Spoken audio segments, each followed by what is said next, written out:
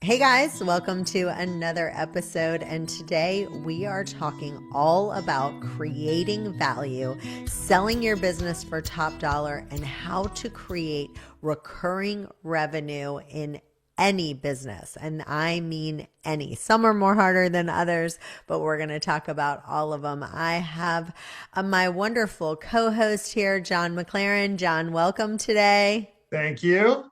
Great to All be right. here.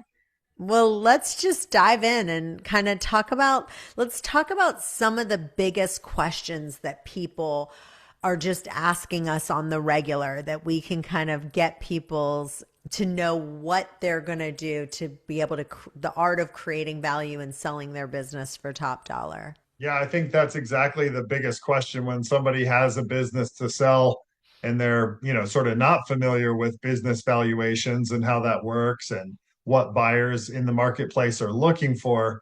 They're asking, well, what are the different components? What are the main factors that, drive my business's value on the open market? How are people gonna, dissect it and value my business today? Yeah, and one thing that every business has in common that is to get it to sell for top dollar is that for a business to be transferable, to be valuable in the eyes of an acquirer, it has to be able to thrive without the owner. And so many companies, the owner is the epicenter, right? Like they're the epicenter, like everything, they're the chief rainmaker. They're the ones who oversee production of whatever product or service they provide.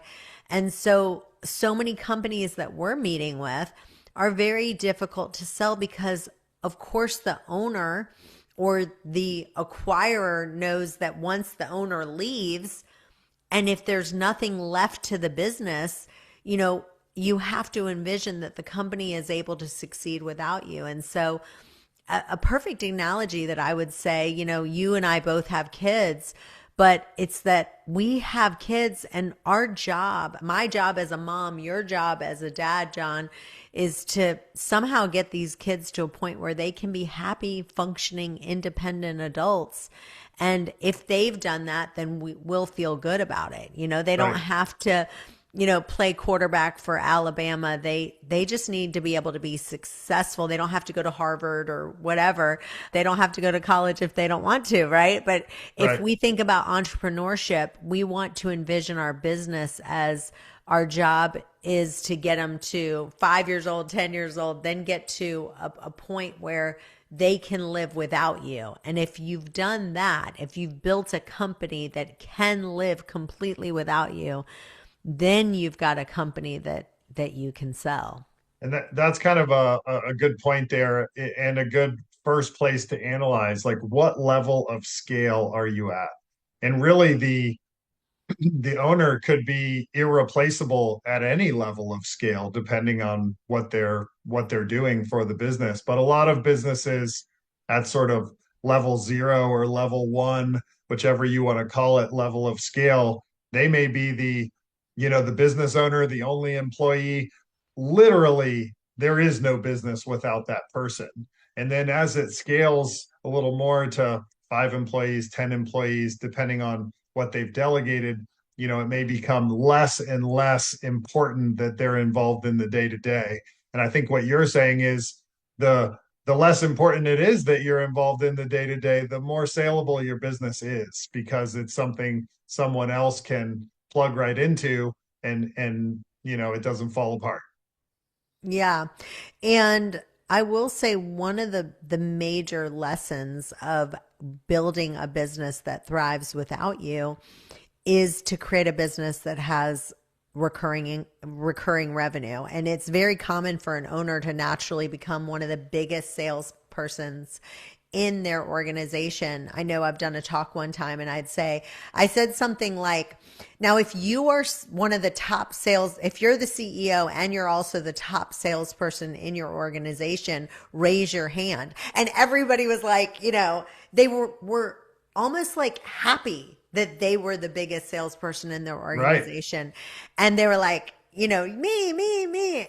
And my heart just sank because That's great, except if you want to sell your company, because if you're the primary rainmaker, then it's not much worth that much to anyone. Right. And so I want to kind of talk a little bit about recurring revenue, because when I say recurring revenue, a lot of people think, software companies, like SaaS, when I say SaaS, software as a business, Right. software as a service business, and that's one form of recurring revenue. But I think a lot of people don't realize what some of the other ones are. And so I Yeah.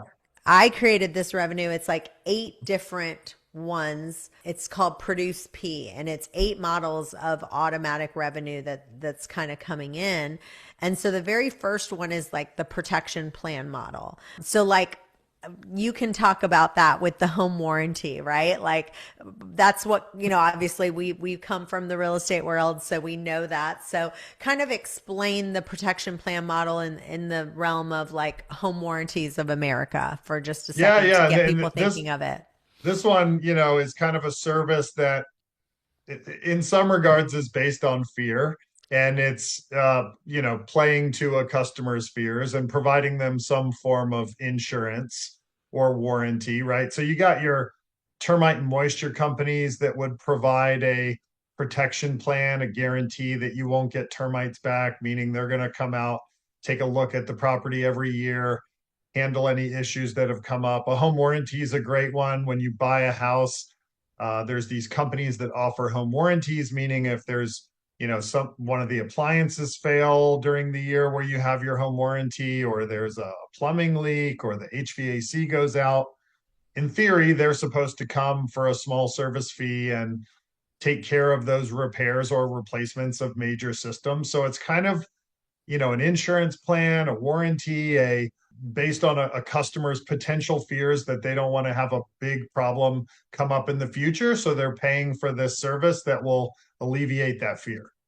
Have you ever asked, God, are you speaking? What on earth am I here for? In a world full of noise, opinions, and distractions, He's been trying to reach you. In Tune In, God's Voice, Your Purpose, it answers these questions. Hear God, find freedom, discover your purpose, make a difference. You'll finally learn how to know the difference between God's whisper and your own inner noise, how to reinvent yourself with every new season, and how to answer the question every person asks at some point. What on earth am I here for? If you're ready for clarity, direction, and breakthrough, this book is your guide. Quiet the chaos. Hear Him clearly.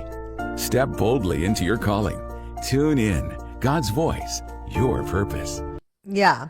And the next one is it stands for the refill model. And so, we all run out of things, right? And so there's commodities that we run out of. So we all run out of razor blades if you're shaving your legs or shaving your face.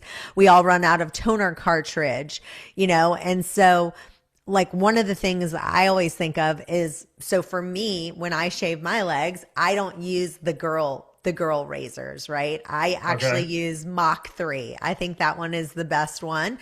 And so part of it, like what I love about that model is, if you think about it, they kind of have you a little bit on lockdown, because like I don't even want to try a new one, because I already have the razor blade stick, right, that matches the Mach 3. It's a lot cheaper to buy like a 5-pack or a 10-pack than to have to buy a whole new razor. Like that's a perfect one. And in my opinion, they've done a really nice job of making it work. Once you buy that razor, right, you're way more likely to buy the blades that fit that razor instead of starting new.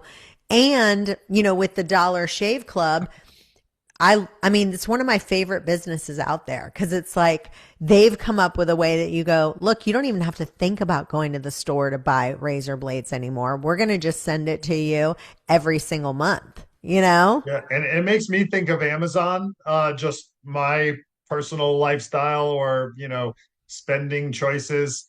Every time you buy something on Amazon, it asks you if you want to subscribe and save, right? So there's a savings, there's a convenience aspect of it. So I've got all sorts of stuff on subscribe and save, shampoos, soaps, different types of food, pistachios I've got coming on subscribe and save. So you kind of just set it and forget it. And you do, So I've had a couple items where, okay, now I've got 6 4-pound bags of pistachios sort of backed up. I'm not consuming it as fast as they're sending it, and that's kind of when you think about canceling or pausing or whatever. But it goes pretty far of you continuing to pay before you even think of it again, which is why it's such a good model. Yeah, absolutely. The next one is the outsourced service model. And that's where it's like recurring services that you would outsource, on the regular. So, for example, I would say like Geek Squad would be a good one. Anytime you have like IT services that you might have. I actually talk about in my book about believe it or not, that like a lot of times people think the first thing when I say these recurring things, they go, well, I have a service-based business and you couldn't make that, work for it. And so I'll give you an example. One of our models, and I'm not going to go through all of the 8 models. You'll have to read the book to get all of them. But one of them is called the entry priority model. So do you guys ever go to Disney? Do you guys go as a family to Disney, John? We're thinking about going soon, and we went a few years ago when the kids were very young. Like my Uh-huh. youngest doesn't even remember it, so we're Uh-huh. gonna we're gonna need to go at least one more time so he has that memory at least. My daughter remembers it, but yes, Yeah. definitely. So they have it's basically the front of the line model. I call it the entry priority model. But you think about like if you go on Delta and you want to go to first class, you're paying more money, right? Right. But Disney has it where you get to pay to become at the front of the line. And so if Yeah. you think about it, that's one of the models that a lot of people forget about being able to implement. So for example, let's say you have an accounting business. Well, during tax season, your response time might be 48 hours or 3 days because it's a hectic time. Well, if Right. I'm the type, see, for me, I'm always the front of like, I will do whatever. I'm all about convenience. I'm always going to pay extra for being at the front of the line. So if my accountant said, look, if you want between 9 and 5, Monday through Friday, you'll pay this extra fee and we'll get back with you in 2 hours or less. You've got my business all day long. But Right. these are the kind of things like when people coach with us, these are the kind of ideas that come to the top of the head that we help you figure out. And when you read the book, I give all kinds of different examples of how all these different businesses really did a good job on some of different models, and they have that recurring money coming in monthly. And it is important to book that consultation because we can talk about these different business models. And like you said earlier, a listener some might resonate with their business, some might not. And there's millions of different businesses, B2C, B2B, different services, different products. And, we really have to sit down with you and look at your particular business to see which of these strategies will work best for you. But it's so important to schedule that consultation to really dive into the details of your particular business and see how we can help you depending on your needs. Yeah. So one of the things that I think is really important is figuring out, how to raise the margins and raising revenue per employee. And one of the things that I have been kind of coaching people on, that the people that they've been hiring, they're not looking at their employees as how much money is this employee bringing in. And I'm feeling like more and more, instead of people like, if you're going to hire an admin, they still should have a return on income because they should be taking away those jobs from you so that you now can do more sales or whatever else that you can do. Talk about some of the things that you've seen where people are just, in busy season, hiring, and their margins are just getting so low and they're not doing a good job of kind of keeping these employees accountable. Talk about that a little Yeah, bit. I think that's a great point. And I think that a lot of business owners don't know their numbers and know their metrics, right? And that would be a really important one for a business owner to know, right? Is like, what is the amount of revenue that I bring in per employee? Am I, achieving a two, three, four, 5x multiple on each of my employees' salaries? And when you think about all the other costs of a business besides payroll, I mean, you need to be getting at least a 3x multiple on each of your employees' payroll to stand a chance, right? And really need to get that up 5x and beyond. So I think, the first thing that I think of when you say that is just, as a business owner, do you know those numbers? Is that a key performance indicator on your radar that you're looking at? And when you're hiring, you need to know. I mean, you're always speculating, right? You're hiring somebody new, and you have to speculate of, like, okay, if I hire this person in this key role, I should get X amount of return on that. But are you coming back to that? Are you reassessing that every month, every quarter, every year, to see if your speculation of what was happening is coming true? And if your payroll line item on your P&L is just getting out of control and it's not producing the extra revenue that you expected, how do you recorrect? How fast do you need to recorrect? I mean, you really have to be looking at your numbers on a monthly basis. And the best way to get your numbers up is coming up with, I mean, I'll give you a couple of examples of people that we've helped. I've helped a carpet cleaning business where, they normally just wait until the phone rings, right? Yeah. Instead, you can set up a service contract where every 2 months you could say, look, your carpets need to be cleaned every 2 months or every 3 months. We'll come out. You could even do 6 months, for people who like their house really clean or they've got a lot of pets, they might need to do it every 3 months. But it not only makes the business more profitable, but it also creates a more valuable company because it creates a more predictable company. So if you're an HVAC company, for example, and you do HVAC, you could have a set of contracts where you go every 6 months to change out the furnace filters and make sure the air quality is good. We come in and check your duct work to make sure that we clean it out every 6 months or every year. That's very, very attractive to an acquirer.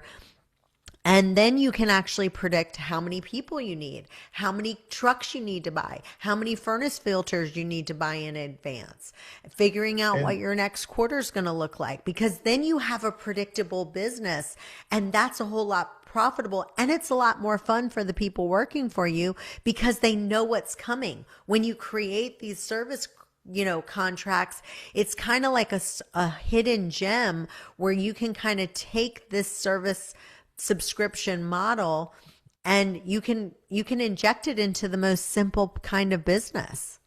and I just using HVAC as an example, right?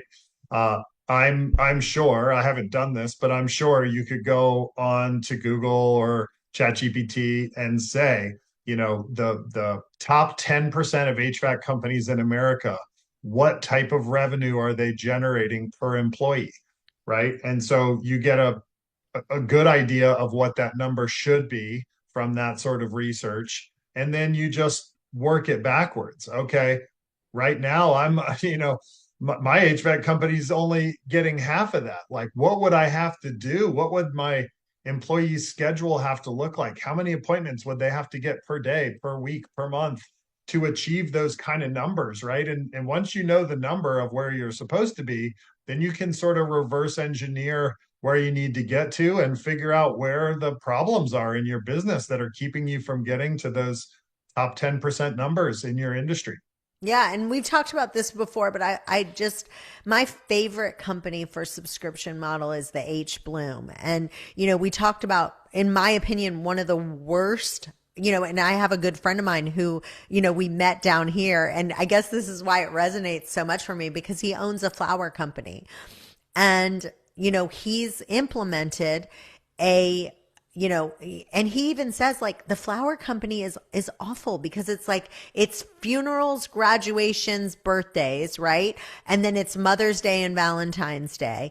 But you know, the thing is that them coming up with a subscription model was what completely changed their company, because what they did is they figured out that 5-star hotels and restaurants and spas like to do real flowers. And so they went to these different people and they created a subscription model where they come and bring flowers on a regular basis. And it's such a great model for them, because if you think about it, think about the flower business. When you buy flowers, they literally have flowers rotting in their refrigerator if they don't sell them, right? Like once you cut a flower from the stem, you stick it in water, you only have a few days, maybe a week, to not even to sell these flowers. So if you can completely change your revenue by creating this incoming stream, it's a game changer of that, what can happen when you add this, you know, subscription model in place. Yeah, and sometimes it's just really good. These consultations, this business coaching that we offer, you know, sometimes when you're, you know, living the day to day, you can't see the You can't forest through see the it. trees, Can't you see know? it. So having somebody just look at it from a little more zoomed out point of view and just tell you something obvious that they see can just change everything. And sometimes it's hard for people, you know, that their business is their baby, and you know it's hard to hear criticism, or you know, somebody saying you should add this workflow or this work to your plate, you know, when the person's already at their max. But you really need to jump on a call like that, get that sort of coaching, even if it's just 1-2 hours initially, to kind of see what kind of value we can bring. I think it's really important to have somebody look at your business with a fresh set of eyes. Yeah. And if you go back to the HVAC example I just gave, you know, we've helped implement this very inexpensive $100 a year service plan for a HVAC company.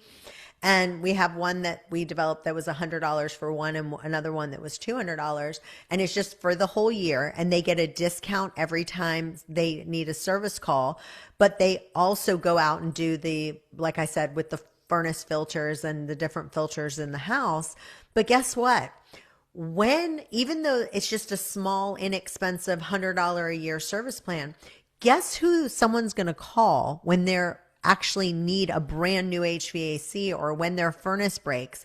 They're not going to go to Google. They're going to say, I've already got a plan where I can get a reduction in price and I can get all these things. And we already know these guys because they come in every 6 months to fix our filters. That's who we're going to call and have them replace our new HVAC, right? So when you create these kind of things, yes, you've got that service call, but you're also building a relationship. And then once you build that relationship for the recurring revenue, even if that's a small piece, they're now going to use you when the HVAC actually breaks. So that's another piece to think about as well. So, you know, another question that I had was just probably what people are thinking at this point in the episode is, you know, how do you approach the question of whether to bring on an advisor or bring in a broker if you're ready to exit? You know, do I get some coaching first? Do I just get a business valuation? Do I full on hire a broker to start selling it? Depending on where you're at in the process, like how would you answer a person who's really just unsure what's next? They think they want to exit, but not sure the next step. Yeah. One of the things I say is like, there's some things that when we're working with businesses, that's really important. Like, for example, when you sell a business and you want to use an SBA loan, Yeah. your tax returns have to match your P&Ls. Yeah. So when they are reviewing and you're going to apply for an SBA loan, which by the way, 85% of businesses now are bought with using an SBA loan, they need to see that the tax returns and the P&Ls match. So that takes time if for some reason, which a lot of times they don't, that we need to go get that corrected. Well, the IRS takes a long time to get some stuff fixed. So that's why I tell people, it's like, when is the best time to plant a tree? And it's like yesterday, right? So you need to meet with us right away. Even if you say, I don't want to sell for 3 years, 5 years, 10 years down the road, because of the things that we're going to implement in your business are all going to be with the vision of when you want to sell. Even if you don't want to do it 5 years, 10 years down the road, there's things that we need to implement to make sure that we can get you the highest dollar. And and I think that's a really good. I think I've seen a lot of business owners that are sort of afraid to have that first conversation because they know it's going to sort of bring to light their creative bookkeeping. well, I want to To be share a nice about it. story. Yeah. Yeah, I want to share a story that just recently happened. This is a true story. Someone called me. Her husband passed away completely suddenly. Like there was no inclination of him passing away, and he actually committed suicide, and she had no idea. And in her mind, the business was bringing in about $150,000. And, unfortunately, he ran everything. She ran the website, she ran the Google reviews, and she was getting in Google ads. But the truth is, he did the entire thing. There was not even another employee. So if you think about that, now the business is being sold for very little because the only thing they have is kind of the website, the leads that are coming in, and a few little things, but there really isn't much to sell. And so think about someone who's now spent the last 20 years building a business that they hoped one day they would sell for a lot of money, but because they've spent they don't have systems, they don't have processes, they don't have the employees to run the business. This is something very hard to sell. And so I think like you just said, we get into the weeds and we're just making money without going, my vision is to someday be able to sell this business. Why are you building if at some point, and like life turns on a dime. She had no idea that this was going to happen, and things happen you could get hit by a car. I mean, there's all kinds of things that can happen. You need to be able to sell if something does happen when we don't expect it to. That's right. Yeah, couldn't agree more. So let's shift gears and let's talk a little bit about a merger and acquisition, and talking a little bit about, a lot of times people are hoping that they're going to get, a merger and an acquisition but the thing is that most of the time they only want to buy 60% of the business and then keep you with 40%. So I want you to kind of talk about some of the transitions that we've seen where now the person is now an employee of the company, and how hard that transition is because they built the business to create freedom, and now all of a sudden they only own 40% of the business, and now they're an employee of the company, and kind of some things that could go wrong on that side of the chart. Yeah, I would say that that brings up a common misconception that when you're ready to sell your business, you're for sure just going to get a clean exit, right? Like if I want to sell my business, somebody's going to buy it and I'm going to be done. I'm going to get my money and I'm going to be done. But to your point, that is not always or even regularly the way that it works. And in the best case scenarios, for some businesses, the owner is called upon to stay on for 30 days, 90 days. Like the last business that I exited personally, we stayed on for 90 days to help with the transition. And that makes sense, right? Everybody in any business deal ought to put the shoe on the other foot, right? Spend a minute thinking about what you would want if you were on the other side of the transaction, right? And somebody buying your business, they don't know the ins and outs of your business. It's a huge risk. It feels scary. Even if it's a giant company doing it, they really need your expertise. You've been running it. You know the business better than anybody to, help with that transition. And like you're saying, many of the bigger deals that we see incentivize you to stay invested on board with that transition more long term by buying you out of 60% of your business in your example, right? You stay on as a 40% owner. When you still own 40% of the business, in their mind, you're heavily incentivized to participate, to make sure the ship stays on the right course for the foreseeable future. And if you put the shoe on the other foot for a minute, it makes a lot of sense, right? They're taking a big risk on your business and they want you to stay invested. And that's the best way that most people know how to keep you interested, keep you invested, and keep you, as an active participant, really invested in the future of where it goes in the next few years. So I've written a book called Fasting to Freedom. It's called The Gift of Fasting. And it really talks about if you want to do longer fasts, deeper fasts, if you're looking for freedom. And then I have about 5 chapters. I've written a book called Tune In God's Voice. We have the book and we have the Bible study. And again, in both of these, there's about 4 chapters all about fasting and how fasting can help you hear God's voice. So you can do the Bible study with friends. You can get a group of people together and do it together, or you can join us on Zoom or get the book and, do it by yourself. So hopefully you enjoy. Yeah. I want to give one more tip that I have seen that's happened that I want to make people aware of.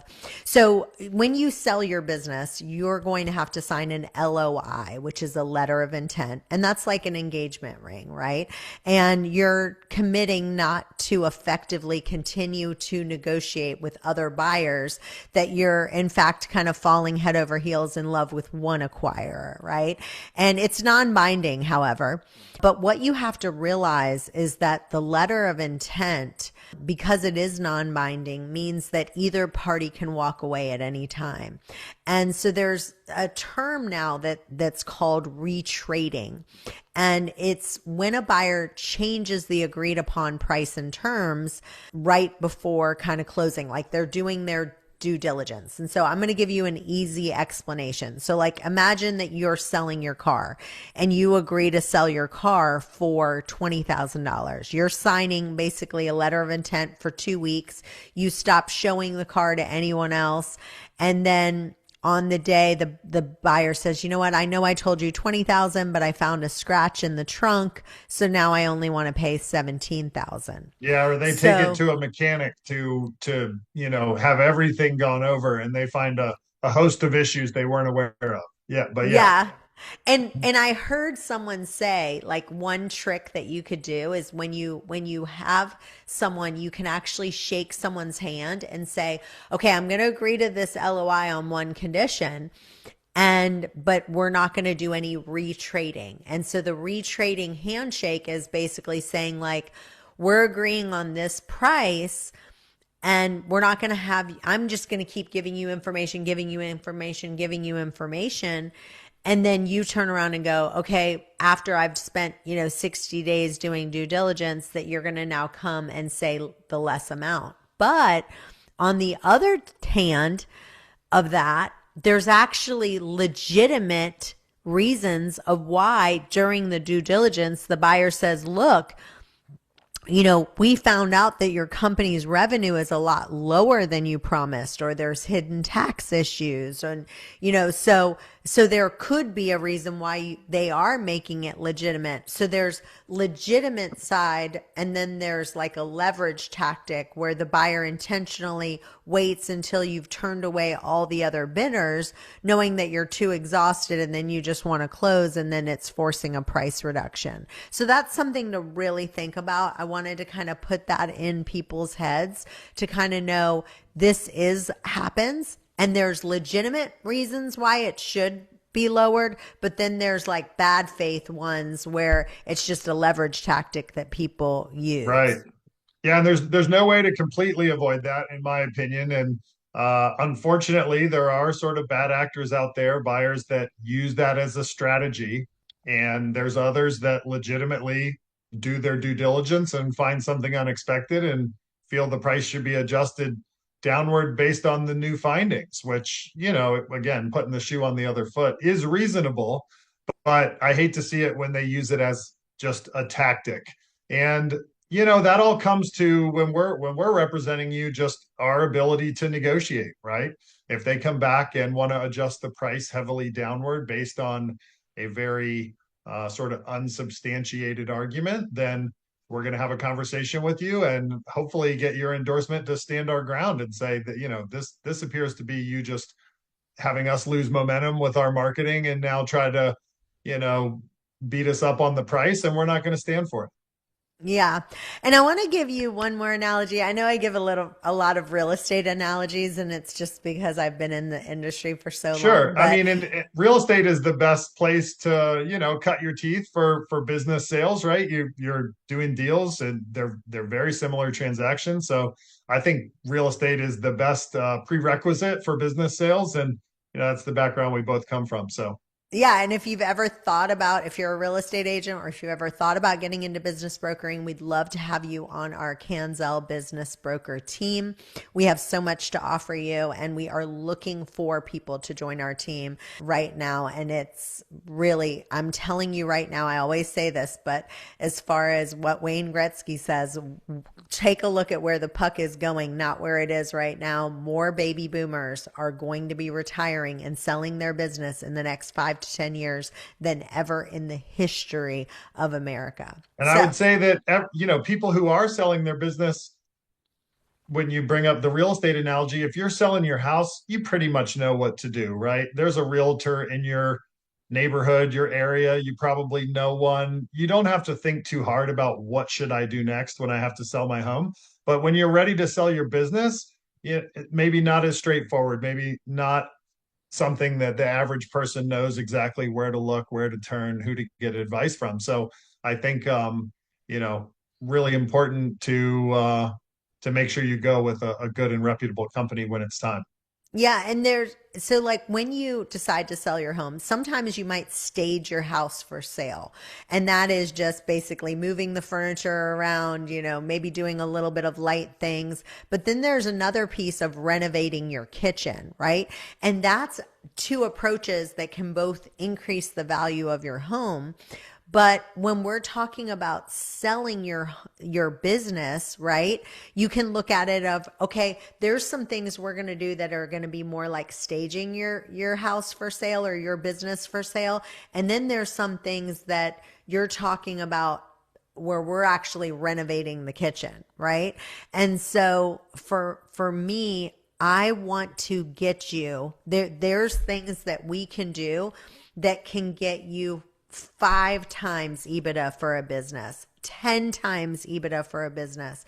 So that's what I'm talking about as far as like renovating the kitchen. There's things that we can meet with you and coach you on that is going to completely change the way that things go. And back to what I said about the automatic revenue, where you are creating a recurring revenue, the money that you have in your business that's recurring revenue is 3 times more valuated at least on EBITDA versus just doing the, you know, 1 time, 2 time, okay, now we're going to just sell this to an individual buyer. It's a whole new thing on the acquisition number that you're going to be able to get.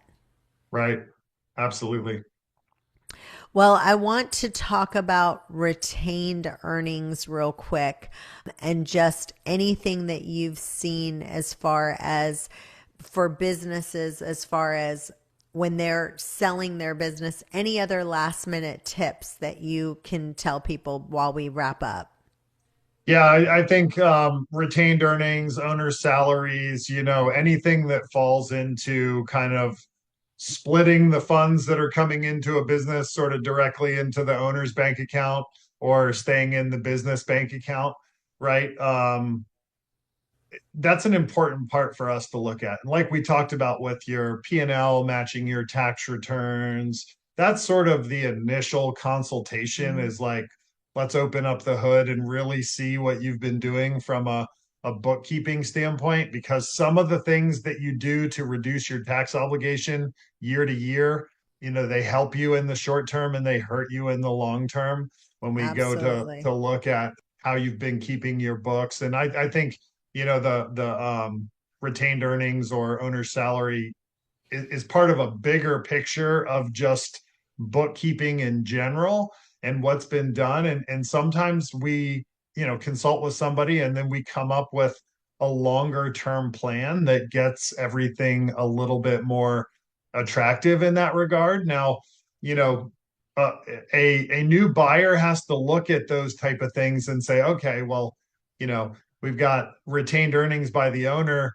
on their P&L and L and their tax returns, and I could plug in an employee and kind of that money will go out the door. So the business income would stay about the same if I replace the owner with an employee, if they've been doing their taxes that way, if they've been taking a salary or retained earnings. But yeah, I mean, that's a really good point and a much broader topic. And we will Um, talk about that next time. yeah, I would love for you guys to get my book. It is out and ready to go. And I will tell you, it's filled with all kinds of ideas for you. I'm so excited to share all that knowledge with you. And you guys stay tuned. We've got another episode coming up in just a few. Bye bye for now.